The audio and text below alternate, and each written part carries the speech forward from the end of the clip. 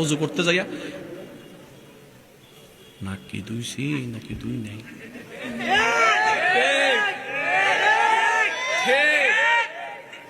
হাত মনে হয় চারিবার দুই এলেছি রে। অজু ভাঙ্গার কোনো কারণই নেই, অজুটা করে বাইরে হইছেন, অজু ভাঙ্গার কারণ দেখা দিছে। কোন রকম কষ্ট করে নামাজে গেছেন, আল্লাহু আকবার, সারা দুনিয়া চিন্তা সব।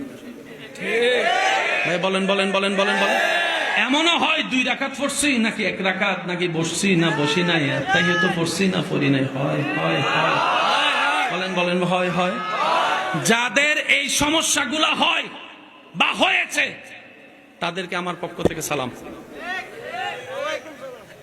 ওয়ালাইকুম সালামও কইছে, মানে সালামের উত্তর দিছে আর কি আমার ভাই, জোরে বলেন। তাদেরকে আমার পক্ষ থেকে সালাম। কেন? এতদিন আপনারা এই বিষয়টা নিয়ে মন খারাপ করেছেন, কিন্তু মন খারাপ না, এটা খুশি হওয়ার বিষয়। শয়তান সেই ঘরে হামলা করে যে ঘরে ঈমানের আলো আছে, ঈমানের আলো আছে। শয়তান আপনাকে জ্বালিয়েছে, তার মানে প্রমাণ এটাই হয়েছে আপনার ভিতরে এখনো ঈমান আছে। আর একজন মুসলমানের জন্য ঈমানের চাইতে বড় দামি সম্পদ কিছু হতে পারে না।